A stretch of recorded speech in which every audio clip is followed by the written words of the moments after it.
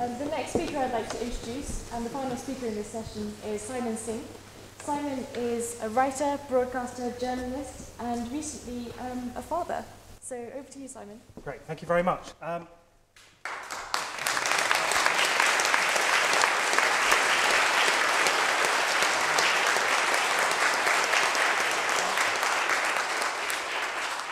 Thank you very much. It's a real pleasure to be here. As Bruno explained, TED is about sharing ideas, and what I'm going to talk about today is a little bit about alternative medicine, a little bit about chiropractic, and also about libel laws and the battle for free speech, because one of the problems, as I'll explain in a minute, is with the libel laws as they stand in this country, it's very hard to sometimes share ideas, particularly if they're controversial. As Chong mentioned, I just became a father, so I'm going to have to dash later on this afternoon, but I'll be here throughout lunch and for most of the afternoon. But I've been arguing with my wife over whether my son looks more like me or more like her. I think you'll agree he looks a bit more like me. He's 4 weeks old today. I thought I'd also very briefly tell you a bit about what I normally do. I don't normally get involved with legal battles. So what I normally do is I talk about physics. I graduated here, or did a PhD here in physics, and that's what I love. I love talking about physics and maths and so on. And sometimes I become so obsessed it goes a little bit too far. I finished a book called Big Bang about cosmology a few years ago. And the level of obsession became clear when I was sat at home one day listening to the radio. And I heard a song by Katie Melua called 9 Million Bicycles. And the song went, there are 9 million bicycles in Beijing. That's a fact, just like the fact that I love you, la-di-da-di-da. It's all fine. But the second verse, however, went like this. We are 12 billion light years from the edge. That's again. No one can ever say it's true, but I know that I will always be with you. I can see some of you shaking your heads already. You can see the problem. This seems to imply that the universe is 12 billion years old, when it's actually 13.7 billion years old. It's not a guess. Scientists don't make guesses. We make careful measurements. No one can ever say it's true, but in science you can get closer to the truth. That's the point of what we do. But I know that I will always be with you, and at this point I can't trust a word this woman says. So I wrote an article for The Guardian about this, and the idea was just to say that by pursuing science and technology and mathematics, we know so much about the universe around us, and it's truly extraordinary, and we should celebrate this. You know, we're tiny animals with tiny brains on a tiny planet, and we look up, and we know so much. And at the end of the article, just for fun, I rewrote the lyrics. So my version of the song went, we are 13.7 billion light years from the edge of the observable universe. That's a good estimate with well-defined error bars, and with the available information, I predict that I will always be with you. But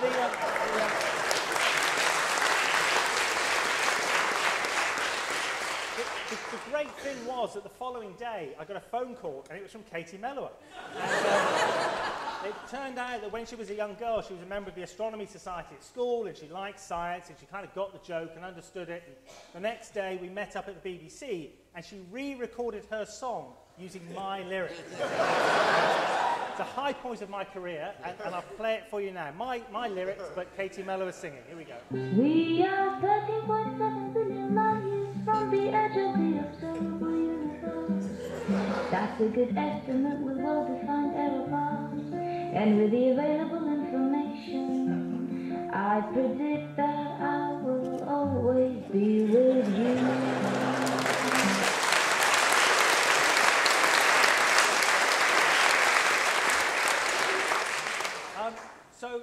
So from doing physics and writing about cosmology and Fermat's last theorem and so on, how did I end up writing about alternative medicine and getting into the area of chiropractic and so on? Well,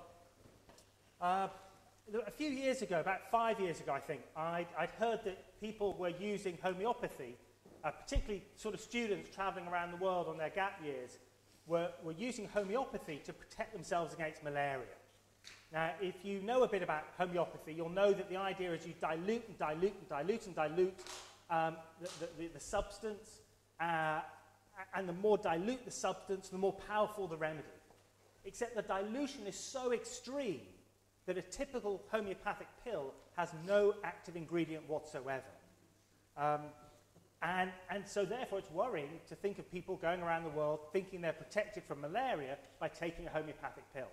And I couldn't quite believe it, so I actually asked a young student to visit 10 different homeopaths in London. She just looked on the internet, looked them up in yellow pages, she rang them, emailed them, visited them in person if necessary, and said, look, we made up a story. The story was she was going to West Africa on a 10-week truck tour, and we picked West Africa because there are strains of malaria there that will kill within 3 days. And she said, look, I don't really want to take conventional treatments. Can you offer me something instead? And 10 out of 10 homeopaths said, yes, here, take this homeopathic remedy instead of conventional treatments. And I found that shocking. And that got me interested about alternative medicine. What are the claims? What works? What doesn't work? What's safe? What's dangerous? There's so much misinformation out there, whether it's on the internet, whether it's articles in newspapers, whether it's marketing, whatever. Let's separate the truth from the fiction. And so I teamed up with this chap here. This is Professor Edzard Ernst, and he's the world's first professor of complementary medicine. He's been at Exeter University for the last 17 years now, looking at the data. And that's a really important thing. There's a lot of data around alternative medicine. For homeopathy, there are over 200 clinical trials. And so this book is not against alternative medicine, it's pro-evidence. And in a few cases, we point out a few therapies that do work. Although in general, I think our results are quite negative, or there's a lack of evidence, or treatments are biologically implausible and not backed up by evidence. So that's sort of how I got into alternative medicine. Now, when you write a book like this, you try and promote it, and you give articles, and write articles, and give lectures and interviews. And we wrote about homeopathy and acupuncture and herbal medicines. But I also ended up writing an article about chiropractic. Now, chiropractic, the article, I should stress, was written for The Guardian, and it was written 2 years ago on Monday. So it just came up to the second anniversary of this article. It was National Chiropractic Awareness Week, and I thought, great, we'll make people aware about chiropractic. Little did I know. So the first thing that you should know is chiropractic is spinal manipulation. That's the key hallmark technique. You manipulate the spine, and it sort of treats back problems. The evidence isn't great, but treating back problems is notoriously difficult. So chiropractors do as well or as badly as anybody else. I also mentioned in the article that there are some risks. Some common risks, things like stiffness and bruising, minor side effects. If you've got a back problem and this can help, those side effects are probably worth living with. But there are also some very rare and very serious side effects. There's a manipulation at the top of the neck that can damage an artery and potentially lead to strokes. It may be 1 in 50,000 risk, it may be 1 in 500,000 risk. We don't really know, and that in itself is a worry. But it seems to work for some back problems to some small extent. There are some risks. But the controversial point in the article, the one that caused the trouble, was the fact that about half of the chiropractors in Britain claim to treat children for ear infections, asthma, and colic.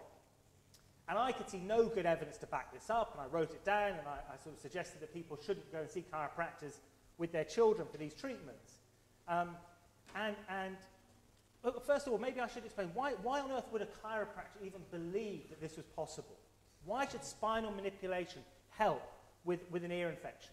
Well, if we go back into the history of it, the founder of chiropractic was a chap called Daniel Palmer. And he treated somebody, he was involved in things like spiritual healing and magnetic healing. And then one day he treated a chap who had profound deafness. And he manipulated his spine, I don't know why, but the deafness disappeared. He then treated somebody who had a serious heart condition. He manipulated their spine, and the condition disappeared. And he developed this philosophy that the spine carries the nervous system through to the rest of the body. And if there is something wrong somewhere in your body, it's because of a blockage in the nervous system. And that blockage is probably in the spine. If you realign the spine, you allow the nervous system to be healthy, and you can cure the patient. He talked about things like subluxations, that's a misalignment of the spine. He talked about innate energy flowing through the nervous system. And so chiropractic initially was not about manipulating the back to treat back problems, it was about manipulating the spine to treat all problems. And indeed, he believed he could treat 95% of all conditions. And you see these adverts, this is probably maybe from the 1920s, chiropractic adjusts the cause of disease. This one is, says, what do we have here? We have here, if you're afflicted in any way, look up the chiropractor. This one here, there are very few diseases that they are understood today which are not treatable by chiropractic methods. So chiropractors had huge ambitions. Even today, you'll find these diagrams in clinics and on the internet. So if you have a problem with your small intestine, that's the area of the spine that needs to be manipulated. Some really weird ideas. Now, the bulk of chiropractors have moved away from that. And they realize that their specialism is in the back. But as I say, there's this large community, about half of British chiropractors, who still hold on to this belief that they can treat children's conditions. Ear infections, colic, and asthma. And I published this article 2 years ago, and the result was I got sued for libel. It's a long story, but I'll go through it very, very quickly. It was April the 19th, 2008. It was in The Guardian. The following month, I got a letter from the British Chiropractic Association that arrived through the doorstep, and they pointed out that they were going to sue me personally for this article, unless I apologised. So I ran to the Guardian offices. I had this letter. I said, look, the Guardian are going to sue, the British Chiropractic Association are going to sue me personally. What are we going to do? And they said, not so quick with the we. Initially, they were very helpful. The Guardian offered the BCA a right of reply. If you disagree with Simon's ideas, if you think he's missing out on some data, present your ideas in the newspaper. If you think you need a clarification, we can do that. The Guardian even offered to apologise. But the BCA wanted me to apologise personally, and I wasn't going to apologise for an article which I thought was important and fair and accurate. And at that point, the Guardian sort of backed away, because they weren't being sued. They'd done all they possibly could, and they couldn't really get involved in my fight because they knew of the potential consequences. This is really important. National newspapers are terrified of libel actions and will do pretty much anything to get out of them if they can. The Guardian explained to me that they were already being sued by Elton John, Tesco's, and Matthias Rath, a vitamin salesman. They were already losing money. They were already laying off journalists. To take on another case and potentially lose hundreds of thousands of pounds would mean laying off even more journalists. So why should they get involved in this case? And I think that's quite understandable. I don't think the problem here is with the Guardian. The problem is with the libel laws and the immense costs, and I'll come back to that in a second. I went to see a lawyer called Robert Dugans at Bryan Cave, and I said to Robert, look, do you think we can win this? And Robert said, yeah, I think we possibly could. It's a close call, but probably you could win this. And I said, great, we'll fight the case. He said, no. You do not fight libel cases, because even if you win, you will end up losing in the long run. And he was right. But I said, look, let's give it a go. Let's see what happens. We can fight it to some extent and see how the other side responds and see how the case develops. So we started fighting the case. After about a year, we got to a preliminary hearing. This is how slow the libel system works. And the preliminary hearing was about the meaning of the article. Before we go to trial, let's decide the meaning of the article, and let's decide what possible defences might be allowable to me.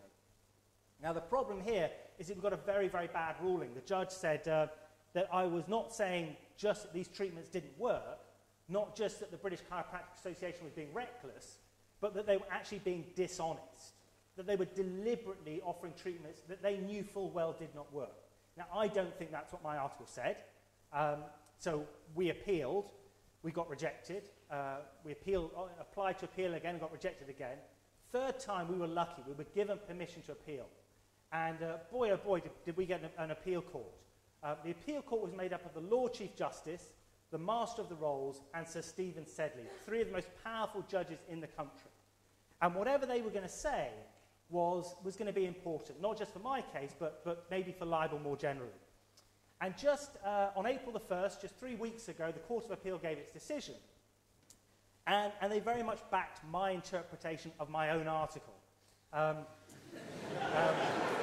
which was a huge relief. And I don't know, I'm obviously biased, but I think when people read my article, it was quite clear what I was saying. And sure enough, all 3 judges backed my interpretation. And they also said I could defend the article using what's called fair comment.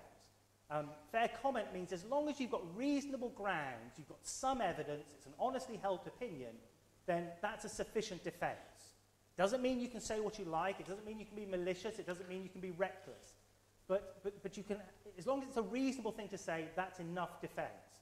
And in fact, they said if any scientist is hauled up in front of a libel court, that would be sufficient defence, fair comment.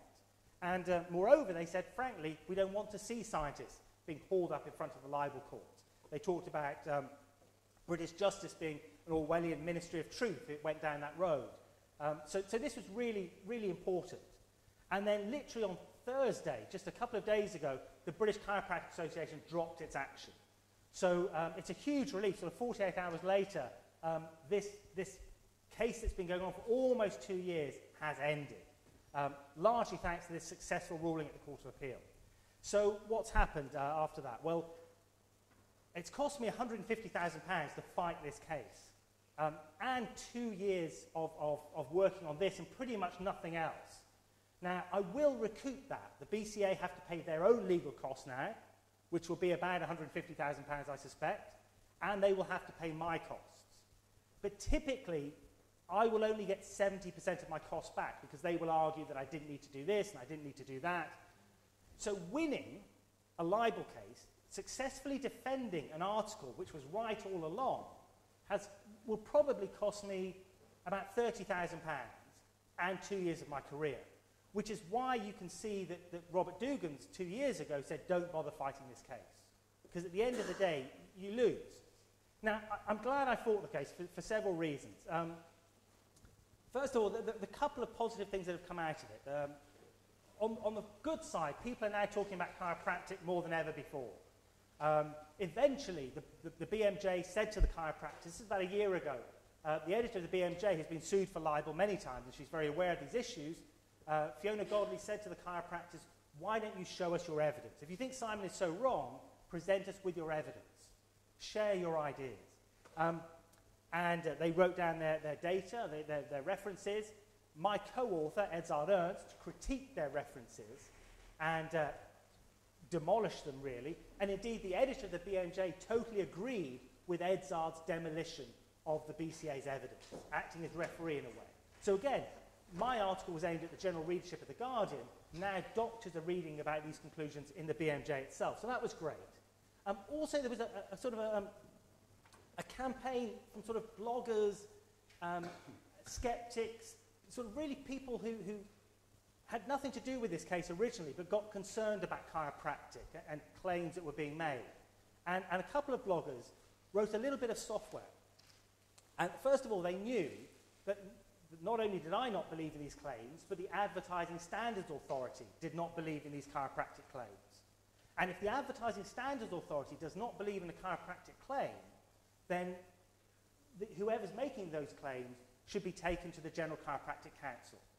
So they found this very nice little rule that if Advertising Standards Authority does not agree with, say, colic, which they don't agree with being advertised, if a chiropractor promotes colic, they should be taken to the General Chiropractic Council. So these bloggers wrote a little bit of software, and they set it free on the internet. And it went to all the chiropractic sites in the UK. And it looked for any mention of the word colic. And then it looked for the postcode of the chiropractor that was promoting the colic. It then automatically looked up the address of the Local Trading Standards Officer and the General Chiropractic Council. It then automatically wrote a letter of complaint.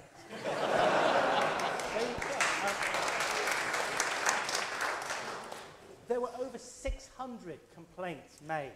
And we're now in a situation where 1 in 4 chiropractors are being investigated for allegedly misleading claims. And I just, they may well be able to defend their claims, but at least now these things are being investigated and scrutinised, which is what they should have been doing for the last 10 years, frankly. And then the other thing that's really come out of it is that my case has contributed to this general campaign for trying to reform English libel laws. It's a campaign that's built around lots of other things. For example, the UN has heavily criticised our libel laws. They realise that we've, in England, have the most notoriously anti-free speech libel laws in the free world. And the problems are things like it's too easy for somebody to bring a suit. Somebody can sue you for libel without ever having to show that they've got damage committed to them. The burden of proof is reversed.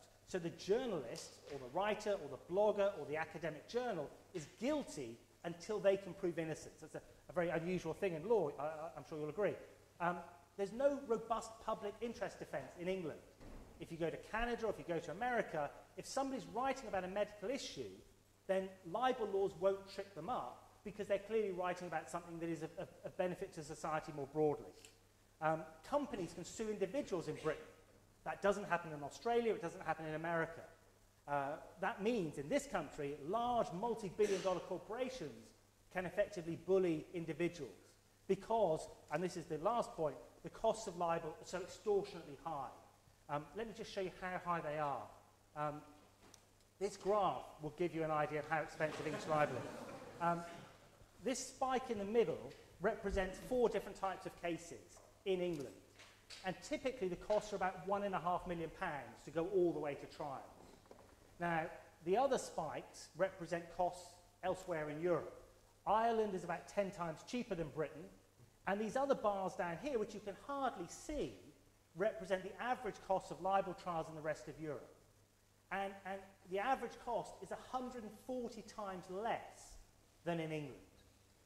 And that's one of the problems. People just can't afford to fight a libel suit in England. So, for example, one of the cases... What is it in the States?